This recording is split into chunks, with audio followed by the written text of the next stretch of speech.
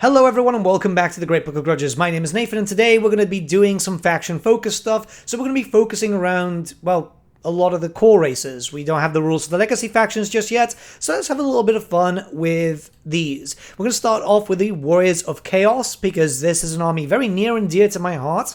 And the plan is, we're going to go over the composition, so, pretty much all the stuff available in the armies. And then we're going to start talking about how some things work, what's actually missing, because there's a few things missing from the Warriors of Chaos, and so on and so forth. So without further ado, let's begin. Now, before we begin, out of respect for Games Workshop, keep in mind that I won't be going into every single point cost. The idea is I'll mention some here and there. It's just to talk about the faction as a whole, and eventually, you guys will get access to these point costs and so on. But, yeah, I can't go word by word of each army book or army list because it would be brutal. And I'm pretty sure that I'd be put into a naughty step. So, yeah, let's begin. So we're going to talk about the roster, and I feel like this is going to be the important one. So you've got a Chaos Lord, a Demon Prince, Exalted Champion, Sorcerer Lord, Aspiring Champion, and Exalted Sorcerers. This is for your characters, which is 50%. Pretty fine there. When it comes to core, this is 25%. You've got the Chaos Warriors, Chaos Marauders, Forsaken, Chaos Knights, Marauder Horsemen, and Chaos Warhounds. Already I'm thinking that some things should be special, like the Chaos Knights and maybe the Forsaken, because they're pretty strong and we'll talk about them when we get a little bit down the line. But yeah, when it comes to special, you can have one unit of Chosen Warriors. Unfortunately, it's just one, not one every 1,000 or something. One unit of Chosen Chaos Knights, and then as many Chaos Ogres, Chaos Trolls, Chaos Spawn, Chaos Chariots, Chimeras as you want, and Dragon Ogres too. And finally, when we go up to rare, which is 25%, you can have Gore Beast Chariots, a Hell Cannon per 1,000 points, one Dragon Ogre Shaggoth per unit of Dragon Ogres, and finally the Chaos Giant, which is 1 per 1,000 points. The roster as a whole is pretty good. You've got pretty much everything that you expected with some new units there with the Chaos Chosen Knights. What is kind of obvious, however, is there is a really big lull in terms of god-specific units. So nothing in terms of Skull Crushers or Hellstriders, both of which make me very sad because I have a bunch painted up and I was hoping to be able to use them. I'm not sure if Games Workshop have some plans for future Armies of Infamy which might introduce god-specific units, which would be absolutely fantastic, but the functionality of all the forces are the same. You can have them undivided, you can have them dedicated to Khorne, pretty much Tzeentch, Slaanesh, whatever you want. Well, of the 4 main Chaos Gods, clearly. And obviously not everything can take marks. So stuff like Chaos Trolls can't, but Chaos Ogres, Forsaken, and Warriors, Marauders, all that stuff, they can take marks of Chaos, so you can theme your armies if you so wish. I have been working on my Gilded Host for my Slaaneshi Chaos Warrior army, and I'll be able to show that on the channel very, very soon. Marks of Chaos are a great way of theming your armies, and this is something which will allow you to either go full Undivided, full Mark of Khorne, full Mark of Nurgle, full Mark of Slaanesh, or full Mark of Tzeentch. So essentially, you have multitudes of different armies because you can mix and match and you can go full devoted if you so wish. The main thing, however, is if a character has a Mark of Slaanesh, for example, the character will not be able to join a unit with Mark of Khorne, so they have to still follow that restriction. Keep in mind, however, that undivided characters may join any unit as normal. So an undivided character is more than able to join a unit of Khorne, Nurgle, or whatever.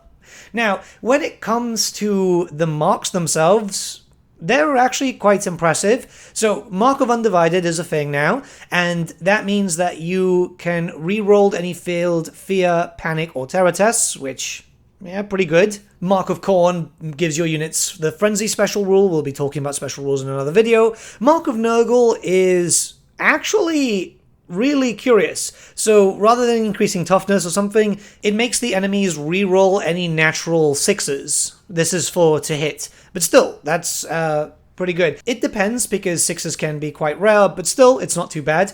The Mark of Slaanesh, I quite like. Well, I mean, it's fairly obvious given it's me, but the models with the Mark of Slaanesh have +1 initiative during the first round of any combat, and additionally, they automatically pass any panic tests required to make. The Tzeentchian one might actually be the best though, surprise surprise. So models with the Mark of Tzeentch get flaming attacks and magical resistance -1 special rules. Flaming attacks are very useful against factions with regeneration, for example Tomb Kings, so you'll be cutting through them like pretty much like butter.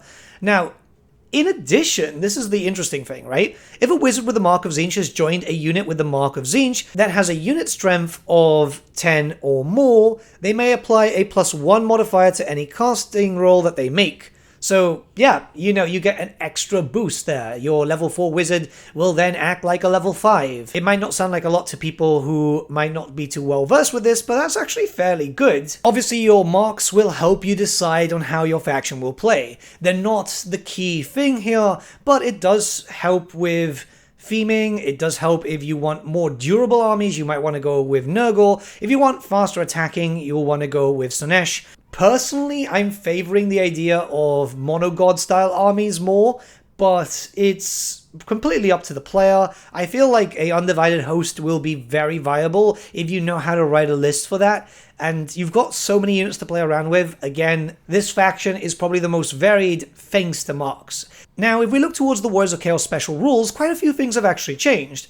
Chaos Armor, for example, is no longer an addition towards your armor save. In fact, Chaos Armor is a ward save. And it's listed as X because certain units might have different ward saves with Chaos Armor. So, for example, if we look towards the Chaos Warriors, right? Chaos Warriors no longer have Chaos Armor. They have heavy armor and they can get shields, giving them a 4-up armor save. Remember that the way that damage is done nowadays isn't as drastic as it used to be in Warhammer Fantasy. Chosen Chaos Warriors, on the other hand, they've got Chaos Armor 6, so they've got a 6-up ward. A Chaos Sorcerer or a Lord too, so Chaos Lord, they've got a 5-up Chaos Armor, and then if we look towards, say for example, a Demon Prince, that's a 4-up, which a 4-up ward is pretty tasty. Now, I am mentioning this because some people are going to think, well, Chaos Warriors aren't going to be as strong anymore because they're not on a 3-up as they used to be and all that type of stuff. But don't worry, they're perfectly fine. They're still going to be killy. They're still going to be able to take some damage unless you're fighting against something that really has a lot of anti-armor. But yeah, you're fine. Now, this is something pretty interesting too. Enscrolled weapons are something that you're going to be seeing a lot throughout your Chaos roster, and this conveys the magical attack special rule and armor piercing of -1. So while you've lost some armor with the Chaos Warriors, yeah, you've actually gained armor piercing, which is going to be quite tasty, and magical attacks also. I would say that that's a bit of a trade-off, which kind of works out quite well. Obviously, don't expect stuff like this for your Marauders, but when it comes to like Forsaken, Chosen, bog standard Chaos Warriors, Knights, and so on, yeah, you're getting quite a lot of extra attacks coming into play. The biggest change, however, is the Gaze of the Dark Gods. So back in the day, this was something that you could get a lot of bonuses with. You can still do that here, but there was also some chances of turning into a Demon Prince or turning into a Chaos Spawn, which was just hilarious, right? But here it's a little bit different. So here you would roll a d6 instead of 2d6, and yeah. One is Damned by Chaos, which is, yeah, your character becomes subject to stupidity, and if they've already got that, they lose 1 leadership, which, yeah, not fun. If you roll a 2, until the start of your next turn, you get +1 initiative. If you roll a 3, you get +1 toughness. Again, there's maximums here, so like a maximum of 10. If you roll a 4, you will get a +1 modifier to your weapon skill characteristic for the remainder of the game. So again, I've said this in previous videos already, it's always important to have markers if you want it to be remembered. Obviously, if you've got a pen and paper on hand, that helps too. If you roll a 5, you get a +1 attack to a maximum of 10, which is insane. If you get really lucky, you could make someone really, really killy. And then if you roll a 6, well, you get a +1 modifier until the end of the game, which is to your strength and your leadership. Now, again, this is pretty good because there's a lot more bonuses here than there was negatives. It's something that makes me quite happy to see, considering that I've been in the end of having characters turn into spawn way too often. But overall, I'd say that the 3 special rules really fit with the fantasy of this is Warriors of Chaos. They're all pretty good. Enscrolled weapons all the time and Chaos Armor is pretty good. yep, the Gaze of the Dark Gods, no complaints. It's just really nice to have this updated and not be so problematic. I only hope that it's the same thing with the Demons of Chaos in the Legacy list, because, well, you know, they had a lot of negatives. Well, they were just not a fun army to play overall. Alright, so there's 2 new entries when it comes to this army list, the Chosen Chaos Knights and the Warhound Handler. And what I'm going to do is I'm going to talk about the Chosen Knights first. So, firstly, stats are good, weapon skill 5, strength 4, toughness 4, 1 wound, initiative 4, 2 attacks each. This is not a champion, by the way, and leadership 9 at 36 points per model. They come baseline with hand weapons, heavy armor, and shields, but they can be upgraded to have lancers for 2 points a model. Then you've got all the marks of chaos if you want to dedicate them. You can upgrade them further with full plate armor. They can have a magical standard up to 100 points, which is pretty damn tasty. And they've got a host of special rules. They've got chaos armor 6+, close order, countercharge, enscrolled weapons, fast charge, mark of chaos undivided, obviously that's always free, stubborn, and swift stride. What's curious is that the artwork right under this listing, which usually is the same unit, is the old Chaos Lord on a demonic mount. So I'm assuming that these are just going to be repurposed to be a unit of Chosen Chaos Knights. I mean, that works as long as the box is, what, the minimum that needs to be for this unit, which is 4+. The mount comes with barding too, so yeah, you get a little bit of an extra armor save. Full plate also increases that too. Overall, I think that these are going to be quite well used because they're pretty damn tasty. It does kind of feel like these are replacing our god-specific units, which we're going to talk about later, but I don't know, like, fairly decent. I mostly go with focus of chariots and foot knights, though. That's something that has always been the case with my chaos stuff, but I might see myself experimenting, especially if I can get those essentially 4 character models for... hopefully it's not that big of a price. That's what scares me, because they're going to be replacing 4 character models, which they used to sell at a premium singular. I really hope they're just not going to be that expensive. This is still Games Workshop, though. Now, the last thing is a Chaos Warhound Handler. Now, I never have recalled this, and it counts as a character, which is really, really curious. It's got movement 5, weapon skill 5, strength 4, toughness 4, 1 wound, initiative 4, 1 attack, leadership 8, and it's worth 15 points. This counts as regular infantry / character, so it counts as a character. It's on a 30 by 30 base. There's only 1 unit size, and they come with hand weapons and heavy armor. You can give it additional hand weapons or a whip for free, and its special rules are Handler, Loner, Mark of Chaos Undivided. You can't take a mark with this, so he always has to be undivided, which is a bit of a shame, but then again, Warhounds can't take a mark either. Then you've got Move Through Cover and Vanguard too. Now I'm going to read over the Handler rule, as people would probably want to know what this guy actually does, considering he's so cheap. A Chaos Warhound Handler is a special type of character that can be taken as an upgrade to accompany a unit of Chaos Warhounds. During deployment, position a Chaos Warhound Handler within its unit of Chaos Warhounds, as you would a character that has joined the unit. Now keep in mind, this is quite important, the Warhound Handler is on a 30 by 30, the Warhounds are on the 25s by 50. So when it's the case like this, you just put them on the side. It's going to be a common occurrence in this version of Warhammer Fantasy, believe me. But let's continue. Once placed, a Chaos Warhound Handler cannot leave its unit unless this model is fleeing. Friendly units of Chaos Warhounds that are within its command range can use this model's leadership instead of their own. So overall, that's not too bad when you look at it. If you use a lot of Chaos Warhounds, Warhounds naturally have a leadership 6, so this is an upgrade of 2 for only 15 points, and yeah, if you have all your Warhounds around the same area, they'll be using that, right? It's not just the attached unit. Overall, I think that's pretty decent. Now, really shockingly, there is some stuff that's missing. This is the Chaos War Shrine, the Hellstriders, which one of my favorite units, and the Skull Crushers, something that was extremely popular during 8th edition. Like, wow, it was so used. But mind you, they were horrendously overpowered, so that's probably a big reason. And it's a bit of a shocker why they're missing, to be honest, because they were staples in the Warriors of Chaos roster. They're not Age of Sigmar miniatures, they are Warhammer Fantasy stuff. They also weren't released during the end times, these were prior, so yeah. I don't know if Games Workshop have plans to do Armies of Infamy. This is something that we talked about earlier in the video, which would be god-specific, but the War Shrine itself is, you know, it's a buffer. It was mostly there to boost up your champions for the roles for the Gaze of the Dark Gods. Obviously all the negatives have been taken away, but it's a massive shame to lose such a pretty model because it is actually very cool looking. Sincerely, I really hope that we see the Skull Crushers and the Hellstriders back. They are iconic units again. It's something about theming, right? If you're running Slaanesh armies, you want to have the steeds. If you're running Khorne armies, which I'm imagining a fair few people will, yeah, you're going to want the Juggernauts. They were just such a staple. Barring the issue with the missing units, I think my biggest issue with the Warriors of Chaos is how magic is done for them.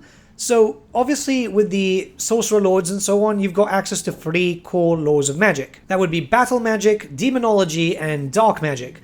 And they're pretty good laws as it stands. The thing is, with the Law of Chaos, you only have access to 4 spells, which is actually more than other factions. The only difference is that your spellcaster needs to have a certain mark to be able to use that. So if you have the Mark of Tzeentch, you can use Blue 5, you have the Mark of Slaanesh, you can use Acquiescence, meaning that you only really have one spell that you can switch out, barring the signature for the lore that you've already picked. The spells are as follows. Winds of Chaos is attached to the Mark of Chaos Undivided. It's a hex spell with a casting value of 7+, or 9+, with a range of 21 inches, and yeah, essentially what it does is -1 to enemy movement, or -2 for enemy movement if you get the 9+. It lasts for the next turn. The problem is it's not a really good spell. Acquiescence, on the other hand, for Mark of Slaanesh, is another hex spell, casting value of 6+, range of 12 inches, and it makes the enemy strike last, which is pretty damn good. If you use that whilst fighting against elves who usually have the best initiative values, that's going to make your life a lot easier. With the Mark of Nurgle, you get Fleshy Abundance, an enchantment spell, casting value of 7+. Its range is on self, but essentially it's a remains in play spell, which is fantastic, right? This is probably one of the best enchantments out there, and while the spell is in play, the caster and the unit that they have joined gets +1 modifier to their toughness to a maximum of 7. That could really help your Chaos Warriors of Nurgle if you're trying to be as tanky as possible. And the last spell is Blue Fire of Tzeentch, Mark of Tzeentch obviously, a magic missile, casting value of 9+, range 18 inches, and the target enemy unit takes d6 + 3 strength for hits, each with a -2 AP and with the flaming attack special rule, so good against anything against regeneration. So that would be Tomb Kings and pretty much a few other things. So yeah, I mean, it's pretty good. I would say that the 3 god specific spells, great. Winds of Chaos, not so much. Alright, we're going to talk about pros and cons. So this might not be too relevant to those who have played before, but those who are newer to this type of wargame, yeah, this will be very well known. So we're going to go individually and just kind of mix and match. A big pro here is that you've got very strong melee, not only in the form of infantry, but cavalry and monsters too. You're going to be hitting very, very hard. From a tactics point of view, you're going to have quite a lot of diversity because you can field various different types of armies with just this faction, and my cat keeps trying to attack my microphone. And what I mean by this is, if you want a spellcaster heavy army, go Tzeentch. If you want something a little tankier, go Nurgle. Something more melee focused and just throwing a lot of attacks out there, go Khorne. Mix and match if you so wish. Even though it's the same models, you still get a different type of playstyle. Armies will generally be smaller for Warriors of Chaos. This is a pro if you're one of these people who might have some limited funds. While you do have a lot of options, it's high point costs coming in. So for example, if we look towards a Warrior of Chaos, a basic Chaos Warrior, you start off with 13 points, right? You're likely going to bring a unit of 10, so that's 130 points, not counting then any Chaos Marks that you want to add in, the bonuses to, champions, musicians, standard bearers, shields also. So remember that it does kind of vary, obviously different marks, different weapons, all that type of stuff cost different points. So as an example here, a fully kitted out Chaos Warrior unit, this is a unit of 10 by the way, with full command, shields and Mark of Slaanesh is 178 points. You generally need 500 points worth of core, so already this is a pretty good start. Now, I'm not sure what's going to happen with the boxes, as the old Chaos Warrior boxes used to come in groups of 16. I imagine that these are actually going to be groups of 20 though, given the fact that Tomb Guard are now coming in groups of 20, and obviously the new Knights of the Realm on foot are coming in groups of 20. So, in fairness, if it's a box of 20, that's 356 points possible there, which is actually fairly good. I'm actually quite surprised about that. Mix that in with some Marauder Horsemen, which you can already pick up. I believe a box comes with a group of 10, which gives you 2 units of 5 if you so wish, or 1 unit of 10. I would personally go with 2 units of 5. And yeah, you're essentially just getting done with your core very, very early. Some Warhounds would also be quite useful there too. Now obviously that does depend on you as a player. If you want to have horsemen, if you want to just go full foot legion, you want the units to be larger, but generally it's a cheap point of entry in terms of starting your core restriction. Overall this means less models to paint, and that means that you won't have to be painting so much, unless you're me and you're doing dedicated armies for each of the gods, and yeah, that's going to take a while. One of the cons is you have a limited amount of range. So yeah, pretty much the Marauder Horseman and your Hell Cannon. If you're looking to be shooting a lot, I mean, you potentially could with just Marauder Horseman, but if you're looking at proper good shooting, yeah, this is not the faction for you. I've said this before in the video, but I'm going to say it again. Missing some iconic units, which is a massive shame. I don't know. Again, I'm hoping Games Workshop have plans for this, but it is a shame. Magic, I would say, is unfortunately a con. Whilst you have probably one of the better spellcasters if you dedicate to Tzeentch, there's a limited amount of unique spells from like the Law of Tzeentch to the Law of Sinesh, the Law of Nurgle, and the Law of Undivided. It just kind of feels lesser, right? Because if you've got a mark, you can only take a spell from that mark. Don't get me wrong, the core magic laws are pretty decent, and you can get some pretty good buffs with it, but it does kind of feel stripped down. Again, spells are good. Some of them are better than others. For example, you know, Fleshy Abundance gives you extra toughness, which is pretty damn good. Acquiescence makes enemies strike last, so if you're fighting against elves, that's going to be quite good. Blue Fire is still very strong. And I feel I wouldn't have been so negative if there would have been just free spells like some other factions are getting. So, you know, Mark of Sinesh gets free spells, Mark of Nurgle gets free spells, Mark of Tzeentch gets free spells, and Mark of Undivided gets free spells. I don't know. Maybe it's just me. Maybe you guys are cool with it, but it does feel like a bit of a negative. Here's another pro. Character variety is actually fairly wonderful. You see, you've got options for loads of different types of weapons. You've got options for loads of different mounts. So you can kit out your Chaos Lord, Exalted Champion, Aspiring Champion in a pretty good way. And that is honestly the best thing. When you have characters that can easily be changed around and different stylings, that's great. One of the best things for the Warriors of Chaos has always been the character customability, that you can have so much fun with it. I think the Warriors of Chaos are going to be in a good spot if that's a faction that you intend to play. All in all, melee focus, very, very strong. Cavalry is still going to be very, very strong. Pretty much on par with Bretonnians, I'd say. The only thing is lack of range, and that's not really too much of an issue because it's never been a big thing for Warriors of Chaos.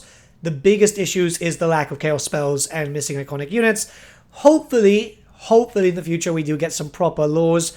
Even if it's just free spells, it's better than this one spell per alignment thing. It's kind of weird. But yeah, let me know what you guys think in the comments below. Let's start a bit of a discussion. There's a lot more faction-focused videos coming out, so yeah. I'll see you all again very, very soon.